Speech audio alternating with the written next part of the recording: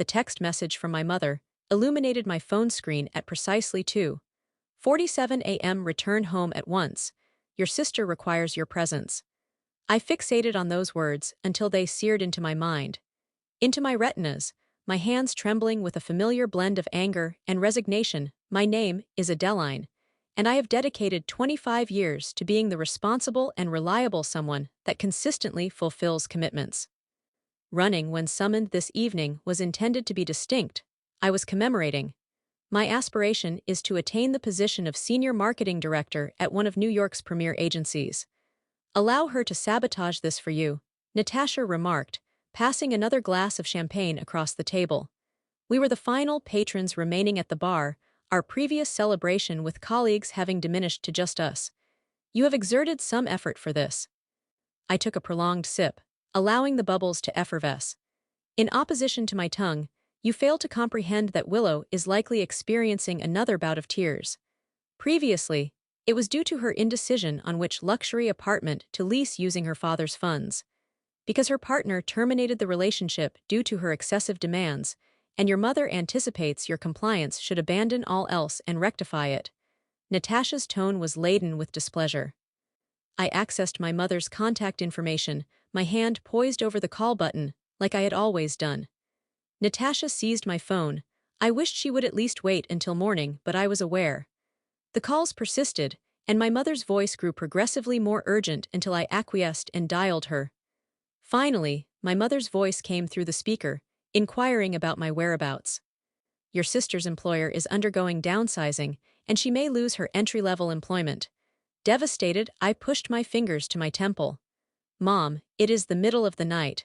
What do you expect me to do about it?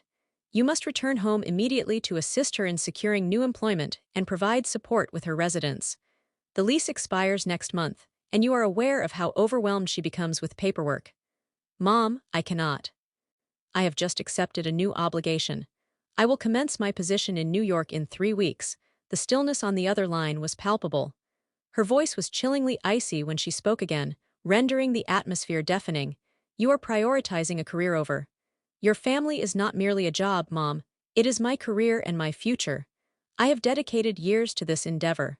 Your sister requires your presence for this occasion. Family takes precedence, as always, Adeline. She paused, and I could almost visualize her lips pursing in displeasure. Nevertheless, there are several in Chicago. There are marketing employment opportunities available locally. I captured Natasha's attention across the room. At the table, she was shaking her head emphatically, stating, "No, Mom, I am not returning. At this juncture, you leave me no alternative." My mother's tone intensified. Either you return home to assist your sister, or you face the consequences. You may regard yourself as no longer a member of this family. The words struck me as if they were a bodily blow. Are you truly making this declaration? Present me with an ultimatum. I am being pragmatic. Your father and I have provided support for you throughout. College assisted you in securing your first apartment, and this is how you reciprocate by neglecting your sister in her time of need. I wanted to yell to tell her that I had worked 3 jobs during college while Willow had a scholarship, that I had reimbursed every cent they had assisted me with while my sister continued to utilize their credit cards at the age of 22 instead. I simply stated that I would contemplate it and ended the call as Natasha extended her arm. The table and grasped my hand. You understand what you must do, correct? I nodded. A plan is gradually taking shape in my thoughts. I will not return, yet I also will not proceed. What do you mean by fighting over it? I retrieved my laptop, and the champagne was overlooked. I seek a one-way ticket to New York for tomorrow, without dispute or dramatic confrontation. I will leave them a letter. Natasha murmured, "You are truly accomplishing it. Observe." I swiftly typed on the keyboard to book the flight after 25 years of waiting. The family doormat promotion concludes tonight, as I completed the purchase. My phone buzzed again with a text from Willow. "Addie, please. Return home. I am uncertain how I will manage without you. I am struggling for the first time in my life." I created a new page and starting typing "Dear Mom, Dad." Willow, the words now flowed effortlessly, as years of repressed emotions finally emerged. They would awaken tomorrow to discover my absence. Tomorrow, I must confront the repercussions of my actions. My new life will commence, but tonight I have a letter to attend to. The sun had not yet risen when I completed the letter. My hands trembled as I sealed the envelope. All of life's problems distilled into 3 pages of stark honesty. I urged Natasha to read it. Accompanied me throughout the night. Inform me if it is too severe as she revealed the pages. He continued reading aloud. Dear Mom, Dad, and Willow, by the time you read this, I will be. I am en route to New York. I understand this is not how you envisioned the situation, but I am unable to comply. I continually sacrifice my well-being for the comfort of others. Mother, you have always asserted that family is paramount, although your actions suggest otherwise. Only during my college years, when I worked 3 jobs, did the entire family contact Willow. I was deemed selfish for not having time to assist her with her homework when I received my first promotion, which you disregarded because Willow was experiencing difficulties with a male that seemingly required my urgent attention. Dad, your silence has been equally significant. Harmful are the demands of my mother. You observed my struggles and my sacrifices. Your unwavering support for Willow and your failure to advocate for me rendered you complicit in this dynamic. Willow, I love you, but at 22 years old, it is time to mature and address your issues. Emergencies that necessitate others to abandon their lives reflect your incapacity. Managing fundamental adult obligations is no longer endearing, it is draining. I am not undertaking this action to inflict harm. Rather, I am prioritizing my own well-being for the first time in my life. I have accepted the position in New York, signed a lease for an apartment, and am embarking on a new beginning. Please refrain from attempting to induce guilt. Do not attempt to persuade me with threats of severing ties. I have been self-sufficient since the age of 18. Will change, provided that I will ultimately be liberated to lead my own life. Should you desire to pursue a relationship with me moving forward, it must proceed on equitable conditions, with no more expectations that I will relinquish. All efforts for Willow, no further guilt trips or ultimatums. I aspire that one day you will. Natasha gazed up from the letter, her eyes wide in astonishment, exclaiming, Holy Adeline. I have successfully zipped my suitcase, which is already packed with the necessities. All remaining items will be transported subsequently. You do not believe it is excessive, it is precisely adequate. She assisted me in transporting my belongings. As she places baggage in her car, are you certain you do not wish for me to drive you to the airport? No, I will take an Uber. You have already done enough. Staying up with me all night was more than plenty. The journey to my parents' house was weird in the pre-dawn darkness. Natasha. I parked a block away with the headlights off, exited the vehicle with the letter in hand, and observed our family house. The garden, almost mockingly serene, was scrupulously kept by Mom on the porch. The swing where Willow spent hours on her phone, and her father's impeccably washed automobile in the driveway, everything precisely as it was. I placed the letter on the kitchen counter for Mom to discover. During her morning coffee routine, my palm hesitated on the envelope for a moment before I compelled myself to move on. I turned aside as my phone vibrated with another text from Willow. Daddy, why aren't you? Responding to my mother's distress on my decision to turn off my phone throughout the Uber ride. I was waiting when I returned to Natasha's car. She embraced me tightly, whispering, You are making the right decision. Call me. Upon arrival at the airport, everything transpired in a haze. Security, coffee, and waiting. Upon reaching the gate, it was only after I secured my seatbelt that the gravity of the situation struck me with full intensity. Would you care for something? To the flight attendant's voice jolted me back to reality. Water, please. The tone of my voice seemed peculiar as the plane ascended. I envisioned my mother discovering the letter. Initially, she would be furious, then hurt, then would promptly contact Willow to console her. The father would read it calmly, possibly experiencing a pang of feelings of guilt, while finally yielding to Mother's response and envisioning Willow's expression.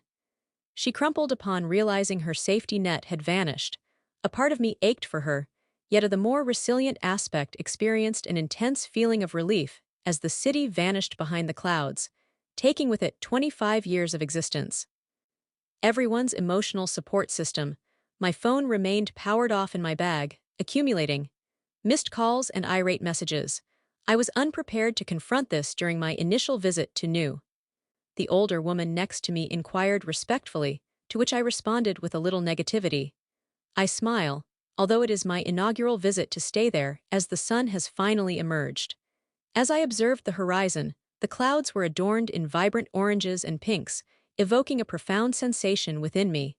An occurrence I had not encountered in years. I hope whatever transpires next is favorable. A storm has just erupted. At least I was finally navigating my own vessel, the letter. The die was cast, there was no turning back. New York struck me like a cacophony of sound and color, 3 weeks into my new existence, and I remained incredulous. I had indeed accomplished it. My little studio apartment in Brooklyn was a stark contrast to my large room at home, where every square inch was rightfully mine. Acquired by my own efforts, finances, adorned to my personal preference, and blissfully devoid of familial influence, my new boss, Miguel, stuck his head into my office and asked if I had a moment. I swiftly minimized my email, which contained 37 unread messages from my mother, 12 from my father, and 63 additional messages. Willow's workplace, naturally, afforded a view of Manhattan that remained breathtaking. He waved for me to sit. The Johnson campaign presentation was breathtaking. The client appreciated your innovative perspective, thank you. However, he raised a concern. It appears you are distracted, is everything all right? I paused, as Miguel had been nothing but supportive since my commencement. However, I maintained my personal life discreet at job. Acclimating to the city while evading calls from Chicago, he smirked knowingly. The phone has been vibrating throughout meetings all week. Is it evident only to someone who had the identical situation 2 decades ago? He reclined in his chair and departed from Puerto Rico contrary to my family's desires. They refrained from communicating with me for 2 years. How did you manage it? By recalling the reasons for my departure. Incidentally, he presented a file. Next week, we will be presenting to Nike, and the anticipation is palpable. Are you serious? That is significant. You have earned it. He merely gestured at my phone, which was once again humming. Address whatever that is to calm your mind and return. Upon arriving at my office, I finally activated my phone's sound and instantly received a voicemail. Willow played for Addie, her voice heavy with sorrow as she lamented. I lost my job, they said. I have failed to meet numerous deadlines, and my mother is insisting that I return home, but I am unable to do so. I require your assistance. Please return my call. I inadvertently clicked delete. My palm trembled as another voicemail commenced. It was Adeline Gibson's mother speaking. Your sister is deteriorating, and you are pursuing a career in New York. How could you forsake your family in such a manner? This letter was harsh and self-serving. Call me back quickly. My phone rang. Natasha's face eventually appeared on the screen. It was a call I was eager to answer. Your sister has just arrived at my location. She inquired about the apartment without any preamble, questioning why I was searching for you, clearly indicating her intentions. Adeline was dismissed for wearing pajama pants in public while having mascara smeared across her face. This time, I truly dropped into my chair. It is no longer my concern, yet I am aware of Natasha. She expressed hesitation, stating that she had been experiencing panic episodes. Perhaps we were excessively severe. I composed the letter independently. You understand my intent. I motivated you because you have. She mentioned the reasons for her termination, missed deadlines and ongoing drama. However, allow me to elaborate. She devoted more time to Instagram than to her profession and reported sick every time she experienced a disappointing date. Anticipated that others would compensate for her, just as she expected me to rectify all other aspects of her life. My door startled me. Miguel stood there, concern engraved on his face. I lowered my. I must leave, Natasha. Do not allow her to manipulate you into divulging my information. She inquired rapidly about your father, mentioning that Hune has been inquiring about you. My father had 25 years to advocate for me. His guilt is not my obligation. I hung up and turned to Miguel, apologizing as he took a seat across from me. When I departed from home, I believed I was merely fleeing. It took me years to comprehend that I was, in fact, escaping. Did your family ultimately comprehend the pursuit of something superior, albeit only partially? After I ceased my efforts to make them comprehend, he tapped the Nike file. Occasionally, the most effective retribution is success. My phone buzzed again with a text from Willow. I discovered that you are employed at. Marshall and Brooks speculate that family holds little significance compared to a corner office. I sent the message to Miguel. She is attempting to communicate. To locate me, seek my counsel. Concentrate entirely on the Nike presentation. Success serves as the ultimate boundary, demonstrating that you are flourishing independently. I have rectified my posture.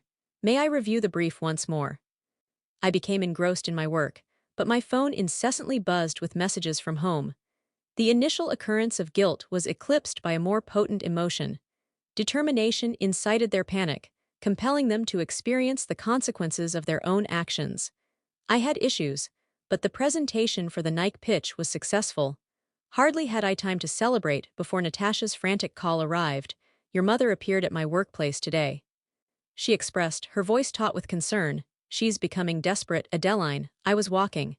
Returning home from the tube, the city's evening buzz envelops me. What did she desire? What do you believe she is attempting to coerce me into disclosing your address? However, that is not the most concerning aspect. Natasha hesitated. Willow is experiencing a downward spiral. She totaled her car last week. I ceased communication with her. Was she injured? No. Only her pride and her father's credit card. She was texting while operating the vehicle, but here is your parents declined to purchase her a new one. I genuinely leaned against a mom and dad have explicitly declined Willow, citing financial constraints. Your father's business is struggling, and with Willow returning home, my phone has been neglected. Another call is incoming, Mom. I must leave, Natasha. Thank you. Informing me that I responded to Mother's call, preparing myself, and finally hearing her voice. The tone was distinct, less authoritative, and more tense.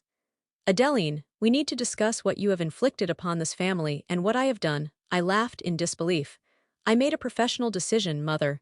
I did not issue ultimatums. Your sister is deteriorating and has had to return home. She is experiencing anxiety attacks after seeking employment. Is that your intention? I grasped my phone more firmly. I desired to lead my own life without becoming Willow's constant contingency. Your sister and I are your daughters. My voice reverberated off the buildings, attracting the attention of passers-by.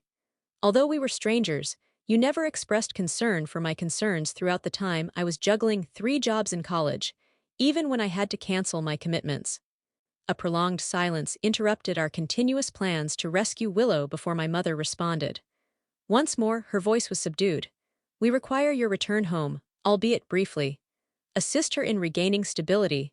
Nevertheless, Adeline, your father's enterprise is facing difficulties, and we cannot provide her with the same level of support as before. You used to rely on her, but now that she's no longer able to help, you're turning to me. I have commenced.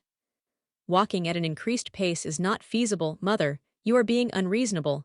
I am not selfish. I am successful, having just secured the largest account of my career.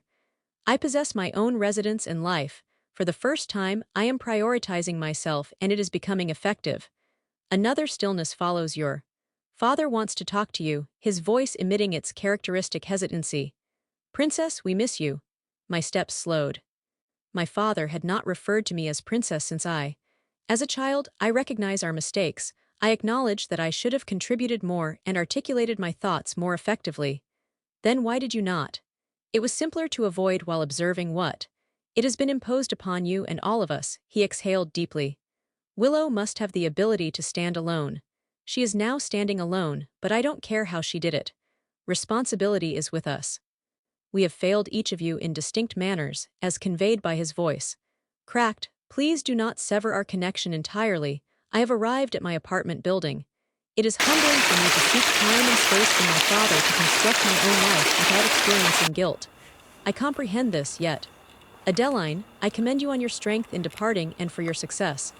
I should have expressed that years ago. Tears welled in my eyes. Thank you, Dad. After hanging up, I sat on the steps of my building, allowing the cacophony of the city to envelop me. The phone vibrated with a message from Willow. Everyone is angry with me, and it's all your fault. I despise you. Moments later, I apologize. I do not harbor animosity against you. I simply lack the ability to navigate this situation in your absence. I began to type but subsequently erased it. Ultimately, you will realize that you possess greater strength than you perceive. I powered down my phone and ascended to my flat, where the Nike contract was on my desk. I awaited the signing from my first significant client as lead director. Adjacent to it was a framed photograph that Natasha had captured the evening prior to my departure, my visage radiating with resolve. The girl in the photo appeared afraid, yet she proceeded. She warranted my attention now, rather than the incessant distractions. Amidst the turmoil at home, my laptop notified me with an email from Miguel stating that Nike appreciates your concepts. Tomorrow's dinner is to celebrate. I smiled and responded affirmatively, allowing Willow to make the arrangements. She prioritized her own life, allowing her parents to confront the repercussions of their decisions, while she had a celebration to organize. A knock on my apartment door occurred at 11:00 p.m. On an unexpected Tuesday, my heart nearly ceased when I peered through the peephole. Willow stood there with mascara streaked down her cheeks. Clutching a fancy luggage likely exceeding my rent, she shouted out, "I know you're in there." With the lights illuminated, I inhaled deeply and opened the door. "How did you ascertain my address?" "I reached out to every real estate agent in Brooklyn until I found one who remembered you." She then pushed past me. "The flat is a pleasant location, if somewhat compact. What brings you here, Willow?" She made a dramatic exit. "My parents are being unreasonable. They have frozen my credit cards and are forcing me to comply. Apply for employment, and my father recommended that I choose a barista position." The barista, with arms crossed, expressed dismay and requested the absence of sarcasm. "This is serious." She slumped onto my couch. "I thought perhaps I could stay with you temporarily while I resolve the situation. We are unequivocally sisters, Addie. The precise reason for your inability to remain here, I continue to stand while preserving distance. Willow, you consistently generate turmoil and then anticipate others to rectify it. This is unjust. What about my concerns? During college graduation, you experienced a crisis due to your boyfriend's disapproval of your dress, compounded by your mother's insistence. Bypass the ceremony to accompany you on a shopping trip. I was youthful at that time and you were 19. I was employed. I worked well for that degree, yet I was unable to walk across the stage because to your craving for attention, causing Willow's lower lip to shake. Why are you exhibiting such unkindness?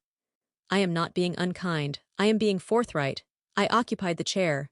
Do you know what I was doing when Mom called that night, insisting I return home to assist you? She shook her head. I was celebrating securing this position, the most significant opportunity of my career, yet my mother anticipated that I would relinquish it. Because you may face repercussions for the first time, I did not ask her to act that way. You never did. Directly inquire of Willow. You merely weep in distress till someone resolves your issues. She rose suddenly, pacing my vicinity. In a compact living room, what am I expected to do? Cohabit with my parents indefinitely while working. As a barista, one is expected to mature, secure employment, and acquire management skills. Cease relying on others to resolve your issues. It is simple for you to assert this. I have consistently been the exemplary and responsible individual due to necessity. Rose, do you believe I desired to work 3 jobs in college to forfeit opportunities? Social engagements and romantic pursuits were neglected as I was preoccupied with being your contingency, prompting Willow to cease her pacing, her expression contorting in distress. I was unaware that you did not consider others, as your focus has always been solely on yourself. My phone vibrated with a text from Miguel regarding tomorrow's meeting in the real world. My new existence necessitates your departure, I stated emphatically. Return home, Willow, and confront your issues directly. For once, Mother was correct, she murmured. You have changed, you are now distant. No, I've simply concluded my role as everyone's safety net. I opened the door. You can stay in a hotel tonight, but not here. Seized her suitcase, tears streaming uncontrollably. I believed you loved me. I do, I love you, thus I will no longer enable you. At that moment, she turned back, confused. If I am unable to accomplish it, what if I fail? Then you will get knowledge from the experience and attempt it once more. That is the behavior exhibited by adults. After her departure, I remained seated on my couch, trembling, while my phone displayed 3 missed calls. Mom has already called. It is evident that Willow contacted her. I sent an SMS to Natasha. Willow has just arrived at my apartment. She responded instantly. Holy you. Indeed, I dispatched her, and I feel like a monster. Nonetheless, you are not a monster. Instructing her on the lesson that your parents neglected to impart, I surveyed my modest apartment, small yet personally owned, financed through my own efforts. Monetary assets adorned with my personal aesthetic rested on my desk next the night contract. A stack of various tasks, my new existence constructed on my own terms, prompted my phone to ring. Once more, mother, I have fully switched it off. Tomorrow, I have a meeting to attend. Prepare for tomorrow, I will Conti.